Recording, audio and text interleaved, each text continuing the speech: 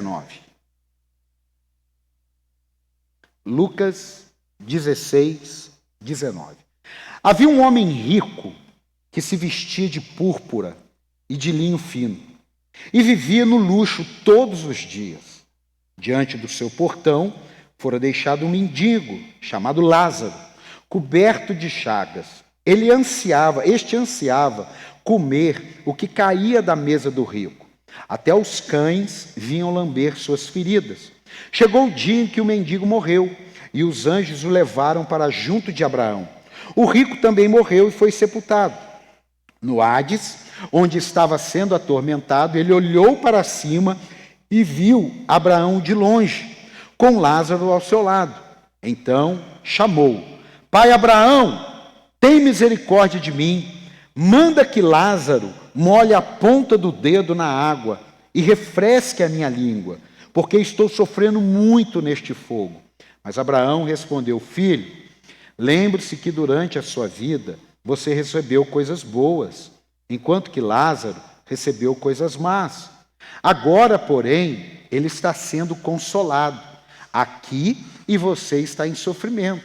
E além disso, entre vocês e nós há um grande abismo, de forma que os que desejam passar do nosso lado para o seu, ou do seu lado para o nosso, não conseguem. Ele respondeu: Então eu te suplico, pai, manda Lázaro ir à casa de meu pai, pois tenho 5 irmãos. Deixa que ele os avise, a fim de que eles não venham também para este lugar de tormento.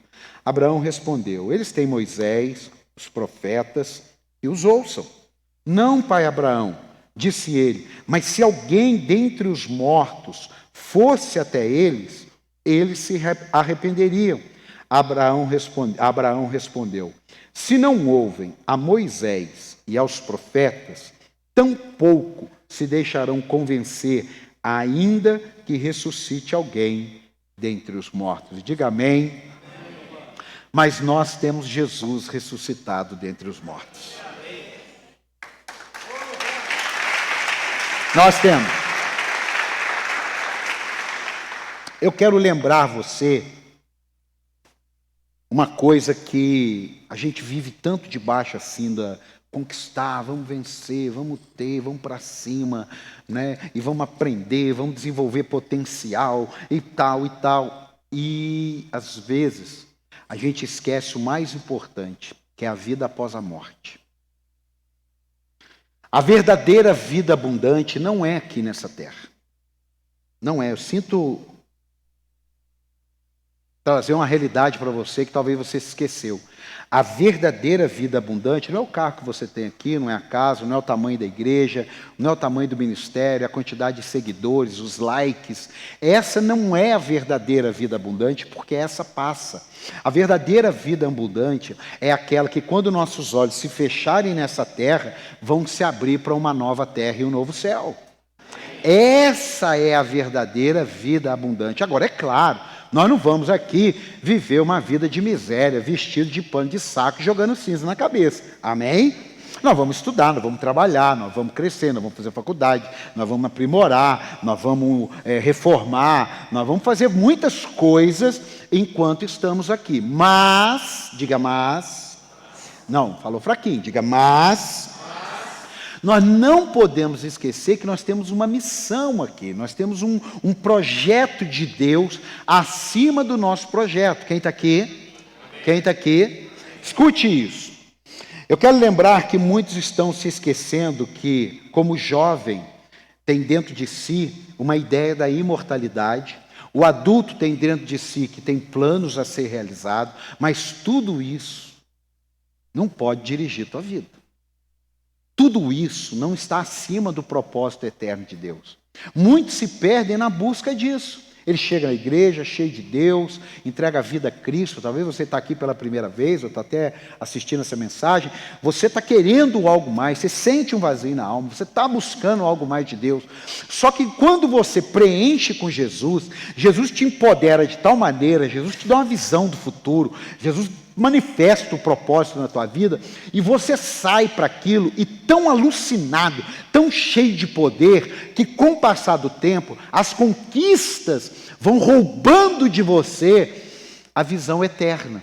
E por roubarem de você, por você não se manter cheio, você começa a ter mais tempo para aquilo que é passageiro do que tempo para aquilo que é eterno. Quem está aqui, diga amém. Aí você começa a querer viajar mais. Tem problema disso? Não. Mas isso tem que ter equilíbrio. Você começa a faltar mais culto.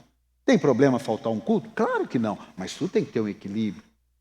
Mas as coisas, elas vão acontecendo. Você fala assim, não tem nada a ver tomar um vinhozinho, não tem nada a ver. Aí você toma um vinhozinho, não tem nada a ver tomar tá frio, um conhaque. Mas não tem nada a ver um chopinho, não tem nada a ver um cigarrinho, não tem nada a ver uma maconha. Quando vê, foi tudo embora. Por quê? Porque aquilo ali foi dominando o território da tua alma. Quem está aqui? Quem está aqui? Então escute. Muitos de nós começamos bem, mas precisamos terminar bem. E muitos de nós podemos ter começado mal, mas precisamos terminar bem.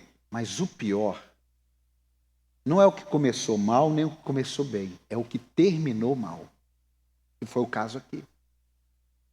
Ele começou bem a vida dele. Bem, rico, cheio de coisa, maravilha. Só que chegou uma hora que a verdade da vida abundante manifestou diante dele.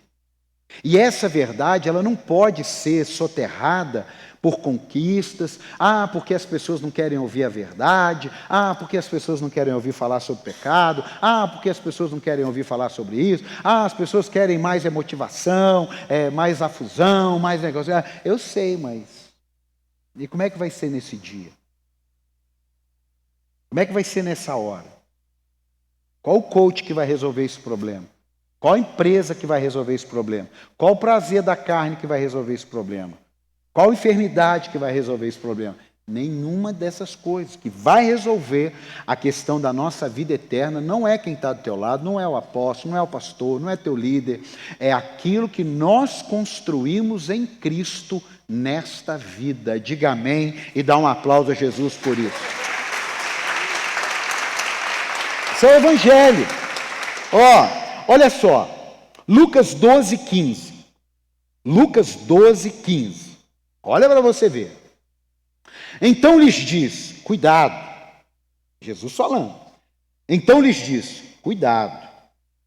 Fiquem de sobreaviso contra todo tipo de ganância. A vida de um homem não consiste na quantidade dos seus bens. Irmão, não meça pessoas em Deus pela sua vida financeira, que você não está entendendo nada do Evangelho. Do mesmo modo que não meça uma pobreza como Deus estando naquele ambiente. Amém? Uma coisa não tem nada a ver com outra. Tem pessoas que estão vivendo momentos difíceis, são momentos até de escassez, são pobres. Jesus falou, os pobres sempre terão convosco. E tem Deus. E tem pessoas que estão em abundância, muitos bens, show, maravilha, 5 carros na garagem e são de Deus. Amém? É porque senão você fala assim, aquele ali, bem daquele jeito, é do diabo. Ah, o outro ali, aquele lá é de Deus. Para com isso. Quem está aqui? Aí continua. Então lhes contou esta parábola. A terra de certo homem rico produziu muito. Ele pensou consigo mesmo, o que vou fazer? Não tenho onde armazenar minha colheita. Então disse, já sei o que vou fazer. Vou derrubar os meus celeiros e construir outros maiores. E ali guardarei toda a minha safra e todos os meus bens. E direi a mim mesmo, você tem grande quantidade de bens armazenados para muitos anos. Descanse, coma, beba e alegre-se. Contudo, Deus lhe disse, insensato, esta mesma noite a sua vida será exigida. Então quem ficará com o que você preparou? Assim acontece com quem guarda para si riquezas, mas não é rico para com Deus. Quem entendeu, diga amém. A questão não é na riqueza. Assim acontece com quem guarda para si. Eu posso ser rico e eu quero ser rico com Deus. Agora, não vamos ser determinados na riqueza com Deus pela riqueza da terra. Porque senão você vai perder o foco. Quem está aqui? Quem está aqui? Escute.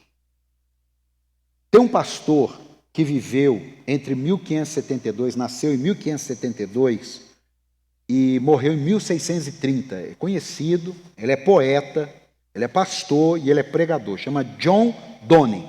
Depois você pesquisa lá. Olha a frase desse homem há praticamente 500 anos atrás. A morte é a grande niveladora da sociedade. A morte é a grande niveladora da sociedade. Por quê, meu irmão? Porque não tem jeito. Vai para a terra. Não tem como levar nada. O dia que você for passear lá em Israel, e eu passar com você no Egito, para você ter uma ideia do que é o Egito, você vai num museu no Egito, e lá no museu no Egito, você vai ver sofazinho pequeno, você vai ver aqueles carros de cavalos pequenininho, você vai ver tipo uma cidade miniatura. Aí você fala assim, por que tem isso aqui? Aí você vai perguntar lá, eu já vou te explicar, porque o faraó, o povo egípcio, acreditava que quando eles morriam, eles iam para um mundo onde o que eles estavam preparando em miniatura tinha os esperando. Então eles faziam um trono pequenininho, uma casa pequenininha, uma poltrona bonita pequenininha, tudo eles tinham em miniatura. Olha a cabeça, irmão. Irmão, em nome de Jesus, nós sabemos que ainda que muitos não acreditem, a nossa vida eterna, nós não sabemos como será, porque a Bíblia diz que nem olhos viram, nem ouvidos ouviram. Mas ela também diz que se Deus preparou, pode ter certeza que é um lugar perfeito, maravilhoso, para a glória de Deus. Perfeito. Precisa se preocupar com isso. Então, Jesus veio por causa da nossa vida após a morte. Essas mensagens elas são muito didáticas, mas elas estão sendo deixadas de lado. Porque como se a vida cristã se resumisse aqui, ó. Faculdade que você fez, o carro que você comprou, a casa que você teve e os lugares que você viajou. Não é, irmão. Tem gente vivendo uma síndrome da ansiedade, ganância. Irmão, olha, eu vou te falar uma coisa. Eu fui muito mais realizado por pessoas que me abençoaram do que propriamente do que eu tive condição. Sabe por quê? Porque eu confio em Deus. Não foi, se eu fosse viver a vida que eu tive condições, irmão, eu não teria vivido nem um terço do que eu vivi. Mas Deus moveu o coração de muita gente para me abençoar, e até hoje move o coração, diga amém. Mas Ele sabe que não vai dirigir minha vida hoje isso. Talvez quando eu comecei no cristianismo, ainda com uma visão um pouco superficial, vamos romper, vamos fazer, porque vamos ter, porque Deus é conosco, vamos dar um porte de fé. Teve uma época, isso aí não aconteceu no nosso ministério não, mas as pessoas eram ensinadas a entrar num carro, numa concessionária e dizer assim, eu tomo posse em nome de Jesus. Parece que tem uma coisa meio doentia, passava perto do carro do irmão, falava, eu tomo posse em nome de Jesus. Aí o irmão falava, eu rejeito em nome de Jesus. Aí ficava lá os dois brigando. Meu Deus. Quem está aqui? Irmão, eu não estou falando. Não, foi baixinho. Quem está aqui? Eu não estou falando para você não batalhar, eu só estou falando para você colocar cada coisa no seu devido lugar. Porque se você colocar cada coisa no seu devido lugar, você não vai ter crise de identidade, você não vai ter inveja do outro, você não vai cobiçar as coisas do outro. Quem está aqui? Você não vai querer ter a vida do outro. Quem está aqui? Porque você vai saber o que Deus tem para você. Ninguém vai tomar. Dá um aplauso a Jesus aí.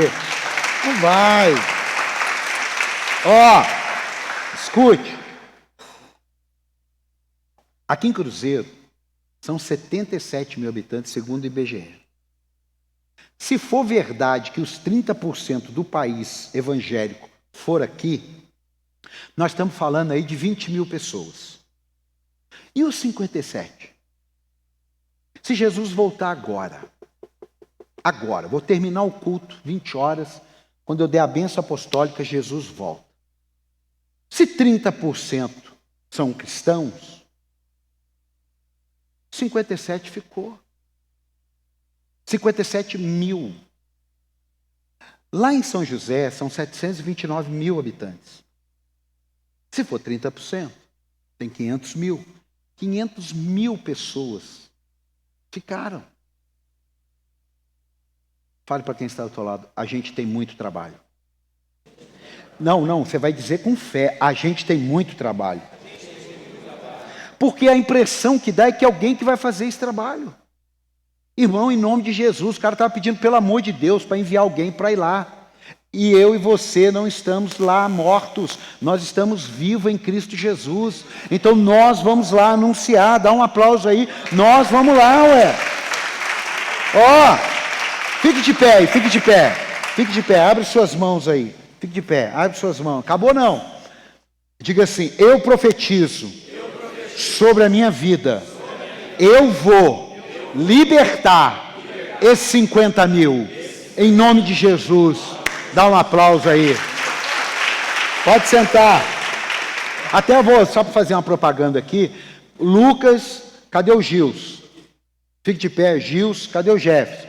Fique de pé, vira para a turma aí, ó. Vira para a turma. Ó, se vocês não procuraram um deles, procure, agende um dia, seja esse instrumento que vai lá, você não vai precisar molhar o dedo na água para ninguém, você vai dar, é a fonte de água viva, glória a Deus, dá um aplauso a Jesus aí, pode sentar.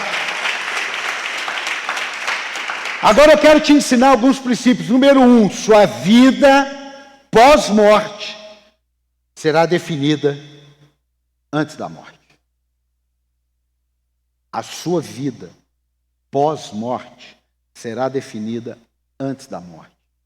Se você, como eu, veio de um berço católico, a gente aprendeu que rezar terço, rosário, alguns tipos de penitência, tira a pessoa do inferno. Não é isso que Jesus falou. Não é isso que Jesus falou. Falo isso com respeito, com carinho, temor, mas eu preciso pregar o evangelho para você. Não é isso que Jesus falou. Jesus deixou claro.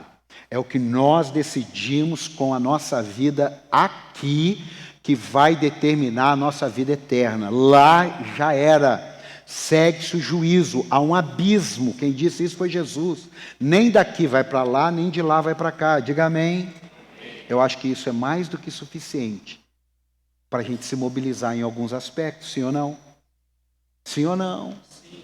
É mais do que suficiente para amanhã você chegar no trabalho orando, em espírito, precisa levantar a mão, mas você chegar, Pai, em nome de Jesus, prepara um momento para eu falar de Jesus, prepara um momento para a gente marcar um culto nessa empresa, Deus, em nome de Jesus.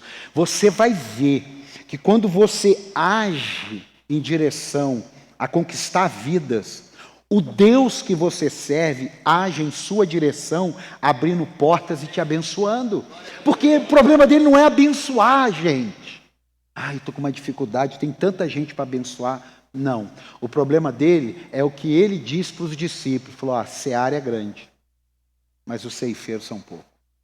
É pouca gente que quer abrir a casa, é pouca gente que quer marcar um horário, é pouca gente que quer fazer um grupo doméstico, um culto no lar, é pouca gente que quer fazer um culto na empresa, é pouca gente que quer se preparar para liderar um grupo um grupo para sempre. A seara tem 57 mil habitantes aqui, mas a seara é enorme, mas o problema são os ceifeiros. Fala para quem está do teu lado, eu sou essa solução. João 5,24 diz, eu asseguro, quem ouve a minha palavra e crê naquele que me enviou, tem a vida eterna, não será condenado, mas já passou da morte para a vida. Diga amém. Por isso a questão não tem nada a ver com ser rico, ser pobre, classe média. Para. Não entra nessa rota, não. Teve gente que encostou um carrão aqui, eu vi. Teve gente que guardou a bicicleta ali no fundo. E teve gente que veio de sombrinha. Isso não vai definir nada aqui. Nada. Nada. Nada, nada, nada, nada, nada, nada. Você está aqui? Talvez tenha faltado para o rico aprender sobre mordomia e tenha também sobrado para o pobre ter aprendido sobre romper, sobre mudar de vida. Porque muitas pessoas, elas só estão fritando o bife de um lado. Ela não frita o bife do outro. A gente não vai sair atrás de riqueza do mesmo modo que a gente não vai sair atrás da pobreza, mas a gente vai viver o que Deus tem para cada um. Não adianta fazer campanha que todo mundo vai ser dono do seu próprio negócio. Para com isso, gente. Isso é mentira. Imagine só, todo mundo tiver um negócio. Imagine aqui em Cruzeiro. Todo mundo é dono de um negócio, não tem nenhum funcionário. Vai valer, não? Não vai, gente.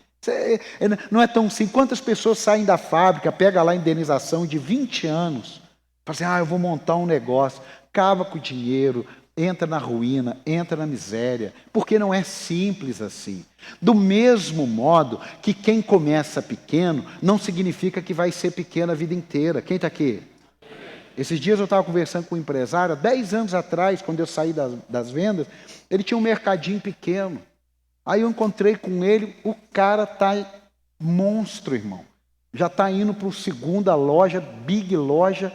Irmão, mas eu vi ele pequeno. Agora, quantos que eu vi grande desapareceram do mapa? Quem está aqui? Quem lembra do supermercado Mantiqueira? Cadê? Santiago.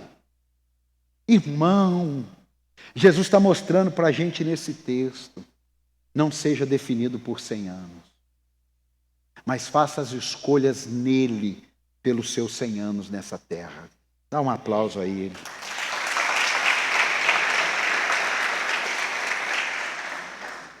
Escute, nem a riqueza condena, nem a pobreza salva.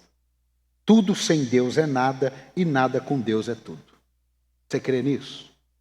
Amém. Segunda coisa, o Evangelho nos ensina a viver em vida, o caminho. Escute, no céu não vai ter Bíblia, vamos ler a Bíblia hoje. Tem Bíblia. Você foi no culto, não tem essa, você foi no culto, você entregou seu dízimo, não existe isso. É aqui, que a gente vai andando no caminho. Pensa, como que Deus é perfeito? Pensa. Se Deus não tivesse permitido a honra do dízimo e da oferta, como haveriam tantos ministérios, como haveriam tantos prédios, como haveriam canais de televisão alugados para a igreja, como haveria tantos projetos sociais? Aí Deus falou, vai precisar de recurso. Você está aqui? Agora, vai precisar de recurso vindo da onde? Do governo? Não. Quem não crê em Deus? Não. Do povo de Deus. Você está aqui? Você está aqui? Quando o povo de Deus foi ser liberto do Egito, sabe qual foi a ordem? Pede para as mulheres egípcias ouro. Irmão, entupiram o povo com ouro. Por isso que eles derreteram o ouro e fizeram um bezerro de ouro. Porque o próprio Deus move pessoas para te prosperar. O próprio Deus move pessoas para te abençoar. Mas você precisa andar no caminho dele. Dá um aplauso a ele por isso. É aqui, Mateus 16, 24. Só Jesus falando aqui. Mateus 16, 24. Então Jesus disse aos seus discípulos, se alguém quiser acompanhar-me, negue-se a si mesmo, tome a sua cruz e siga-me. Pois quem quiser salvar a sua vida, a perderá. Mas quem perder a sua vida, por minha causa, a encontrará.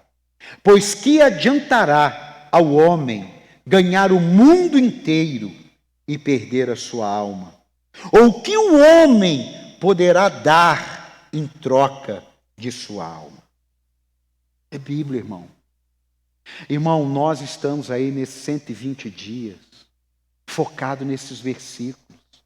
Tem gente que está ganhando dinheiro, mas está com a sua alma perdida.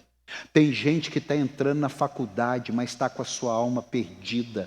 Tem gente que começou a trabalhar num novo emprego, mas está com a sua alma perdida. Tem gente que está nas drogas, que está na bebida, que está na prostituição, que está no adultério e está com a sua alma perdida. Eu e você não podemos olhar essa situação ao nosso redor e continuarmos indiferentes. Quem está aqui, diga amém. Você é um libertador, Deus te salvou para você salvar. Apóstolo, mas eu não sei falar. Abre a porta da tua casa, convoca um líder para ir lá e ele vai ser o responsável. E eu profetizo que quando você vê ele fazendo aquilo, você vai sair com a unção para fazer em outra casa. Dá um aplauso aí. É para ganhar, irmão. Irmão, pelo amor de Deus, não liga para crente de outra igreja, fala, vem aqui para você conhecer a igreja, como se você estivesse querendo mostrar a sua casa, que você fez um banheiro novo. Não, irmão. Como eu fico doido quando alguém chega e fala, pô, fulano de tal ligou para eu ir lá visitar a igreja dele. Por que ele não liga para o perdido? Por que ele não liga lá, igual a gente fez projeto de evangelismo, lá na zona de prostituição? Irmão, em nome do Senhor Jesus, você é um agente de salvação. Dá um aplauso ao Senhor aí. Você é um agente de salvação. Amém. Ó, coloca para mim 2 Coríntios 10, 3. Está fazendo sentido para você isso?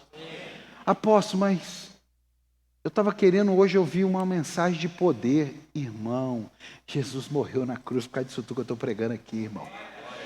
Jesus andou na Via Dolorosa, tomando cusparada, chicotada. Não foi para você comprar teu carro, foi para você ir por todo mundo e pregar o evangelho. Foi para isso. O resto é consequência, é ferramenta. Quem está aqui?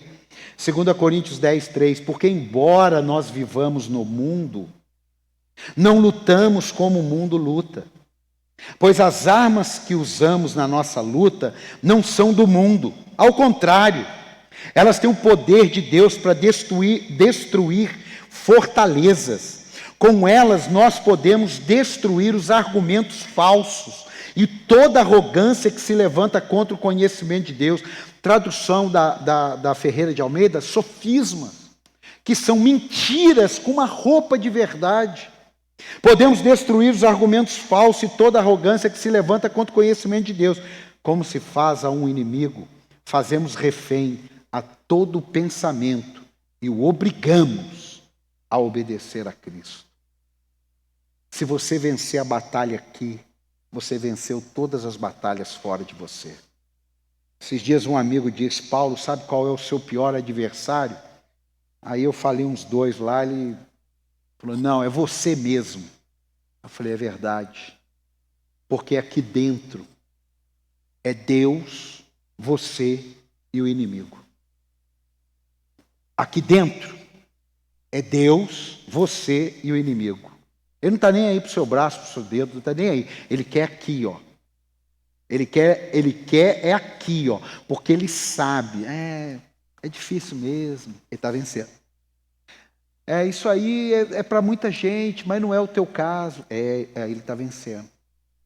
E aí Jesus está falando, você é a coroa da criação. Você é a menina dos olhos de Deus. Eu te escolhi te constituir.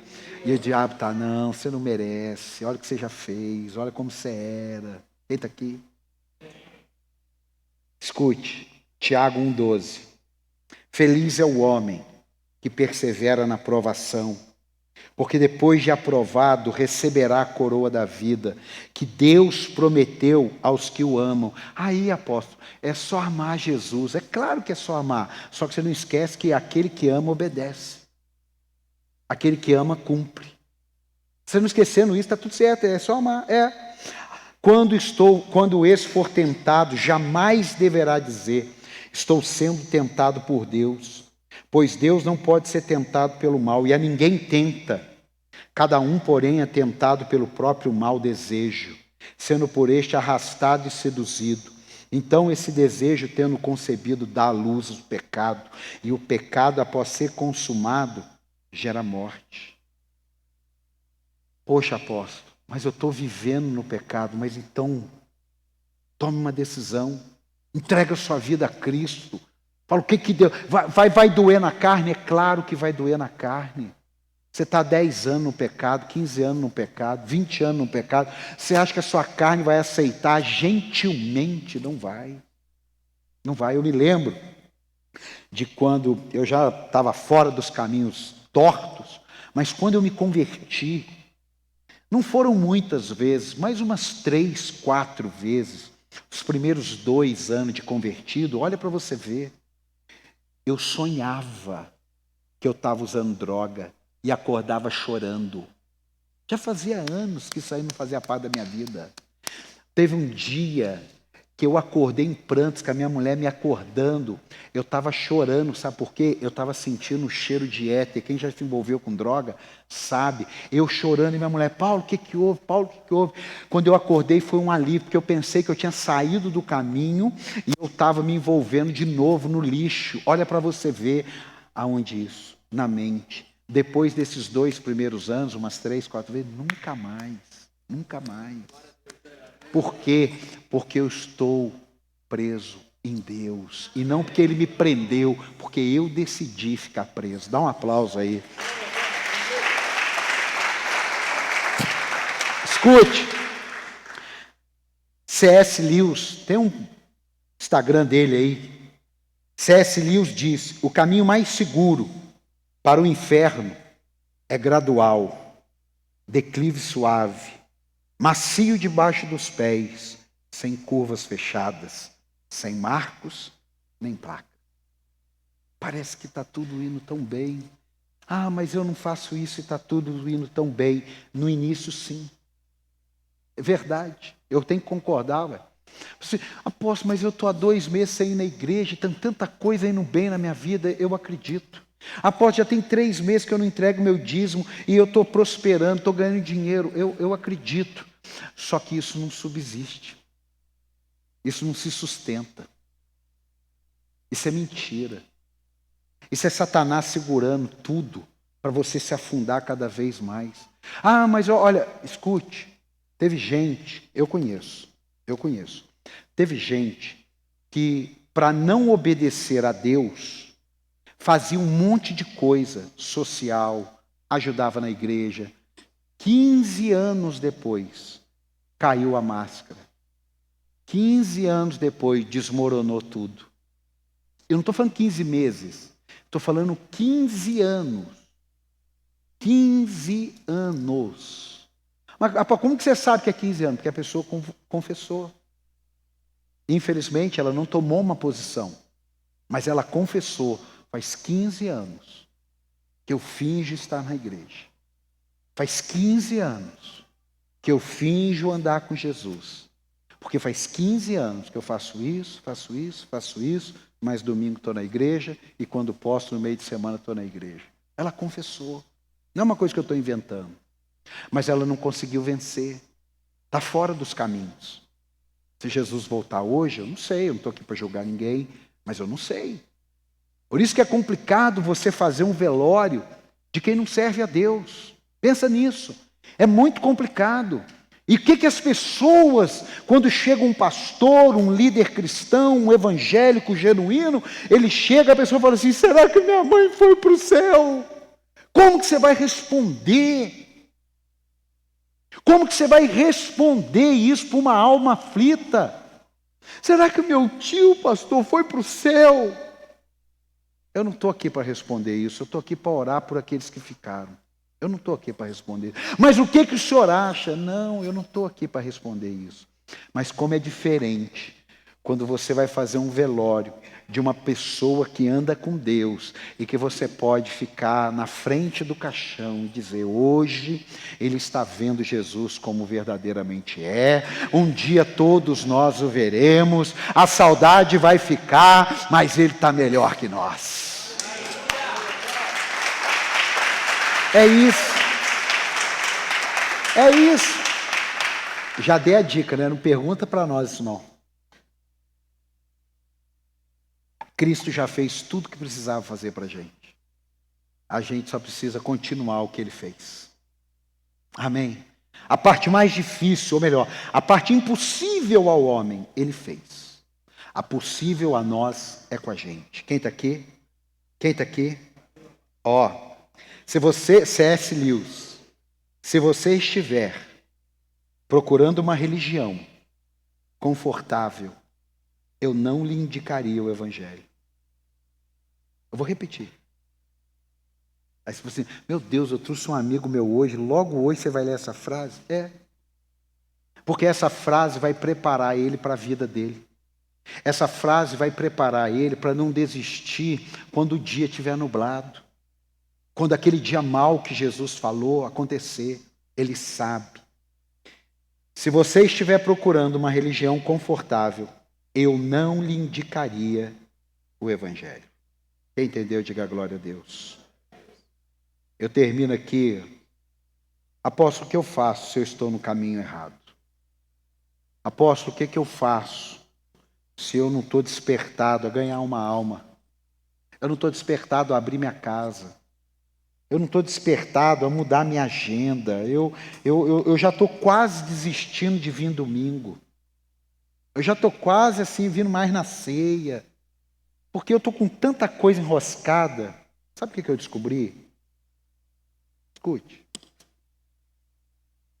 Às vezes a gente fica assim, doido em cima de alguém. Ô irmão, você não está indo na igreja. Ô irmão, vamos junto. Ou manda um zap, ele não responde, liga, ele não atende. Aí faz uma visita, ele sai, está até branco, fala, olha, eu estou meio enrolado agora, mas domingo eu estou lá na igreja, aí ele não vem, a gente vai. 99%.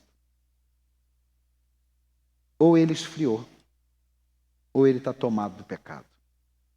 Eu vou repetir. Ou ele esfriou, ou ele está tomado do pecado. Não é para você sair julgando, mas é para você cuidar da tua vida espiritual. Amém, amado?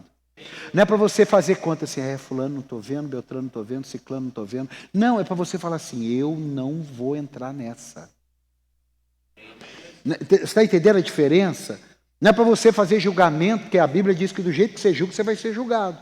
Aí dá uma zebrinha qualquer, domingo que vem você não está na igreja, e fala, lá, não veio. Não é isso. É você entender que, peraí. E o duro é quando alguém não é treinado para isso, encontra com uma pessoa que está assim, aí ele conta um monte de história. Esse dia uma pessoa falou um negócio, eu falei assim, mas ela falou que ele voltou a beber? Só falou mal da igreja, só falou mal da liderança. Aí eu falei assim, mas ele contou que voltou a beber? Isso ele não contou, né?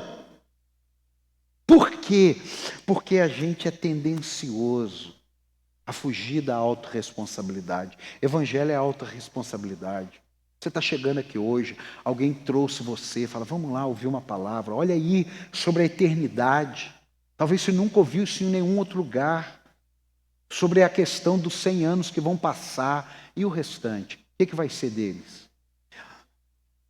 Eu estava assistindo um filme ontem com a minha esposa e o cara falou assim, daqui a 130 anos, nenhum ser humano vivo estará nessa terra. Eu falei, caramba, é verdade. No filme. Eu falei, Alessandra, vou falar essa frase. Nem precisava ser 130, podia ser 100. Daqui 130 anos, 8 bilhões de pessoas não vão existir. Aí você fala assim, mas Jesus vai voltar. Ok, mas não se esqueça que faz 2000 anos que ele não volta. E ele pode não voltar nos próximos 130 anos. Sim ou não? Sim, sim. Imagine, metade nunca ouviram falar de Jesus. Isso é dado. Metade. A metade que ouviu falar, 30%. E o restante? Para onde eles vão? E os nossos netos que não nasceram? E os nossos bisnetos que não nasceram? E os nossos tataranetos que não nasceram? Sabe uma coisa que dá a dica de quando será a volta de Jesus? Que o evangelho for pregado a toda criatura viva. mas é morta. Então, o dia que o evangelho for alcançado pela metade da população, 3,5 bilhões a 4 bilhões de pessoas, você fica atento, que é o único sinal da volta de Cristo. O dia que o evangelho for pregado a toda criatura. Olha, irmão, tem muito crente com a barriga cheia aqui. Tem muito crente que nem veio hoje, está com a barriga cheia. Precisamos transformar em si músculo. As pessoas estão indo para o inferno e nós temos a chave, nós temos o antídoto, nós temos a palavra, nós temos a fonte, nós temos tudo, mas não estamos nos mobilizando. Eu sei que é desconfortável isso, mas eu estou preparando um exército que pode chegar no dia 17 de dezembro e esse lugar aqui é ter parente seu, ter primo teu, ter vizinho teu, ou ainda não os ter, mas você não sabe o que Deus está planejando. A Bíblia diz o quê? O semeador saiu a? O semeador saiu a? Fique tranquilo. Você está semeando? Fique tranquilo. Você está semeando? Fique tranquilo. Você vê que hoje não foi para encher a tua barriga. Foi para transformar em músculo a tua fé. Porque você sabe. Gordura e músculo. A gordura desse tamanho pesa menos que isso aqui de músculo. Quem está aqui? Então que em nome de Jesus, você hoje, poxa apóstolo, eu precisava ouvir uma palavra assim de motivação. A maior motivação que você vai ter é quando alguém chegar para você e dizer assim, lembra aquele dia que você falou de Jesus? Eu fiquei com aquele negócio na cabeça. Eu mudei de cidade. Eu me converti. Voltei aqui. Estou congregando. Sou obreiro na igreja tal. Porque aquele dia você abriu a casa, eu ouvi o evangelho, não dei bola. A primeira Bíblia que eu ganhei, eu peguei e joguei numa gaveta. Fui mexer nela 2 anos depois. A primeira Bíblia que eu ganhei foi um funcionário meu, que falou assim, eu comprei um presente para você. Me deu a Bíblia, escrito. Eu, assim, muito arrogante, olhei e falei, obrigado, Deus abençoe.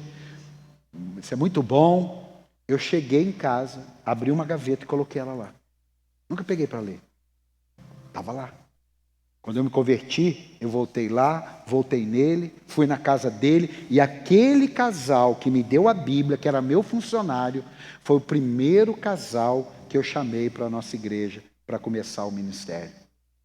Você não sabe o que Deus tem para fazer, mas creia que Ele vai fazer coisas extraordinárias. Você pode aplaudir e ficar de pé? A minha oração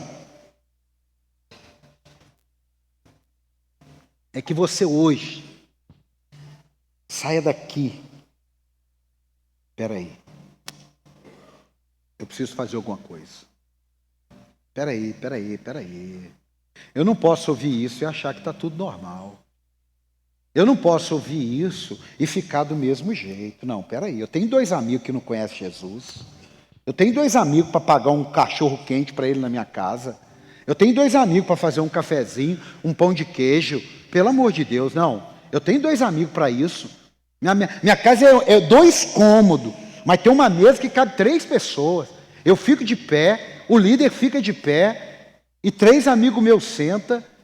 Não, peraí. Eu tenho uma TV que dá para assistir um futebol, e no intervalo a gente fazer o projeto, falar do amor de Deus, orar, abraçar. 15 minutos é o intervalo. Pelo amor de Deus. Jesus conversou com uma mulher, segundo consta, 15 minutos. A mulher do tanque, do poço. 15 minutos. E ela foi e trouxe uma multidão para ouvir Jesus. Eu quero dizer para você, você tem a chave de libertação daqueles que estão ao seu redor. Eu vou repetir, você tem a chave de libertação para aqueles que estão ao seu redor. Mas você precisa fazer alguma coisa. Apóstolo, eu tenho vergonha da minha casa.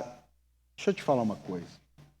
Talvez você tenha vergonha de levar um estranho, mas os seus amigos não. Seus amigos você não tem vergonha. Você pode ter vergonha de levar alguém, mas seus amigos, aquele que você tem intimidade, que assiste futebol com você, que você puxa um fio da sala e liga a TV lá na calçada quase, para ficar com todo mundo vendo. Ah não, esse você não tem vergonha. É para esses aí que nós estamos indo. Quem está aqui? Quem está aqui? Mas você tem que querer, você tem que fazer. Amém? Vamos adorar o Senhor? Vamos deixar o Espírito Santo ministrar no nosso coração.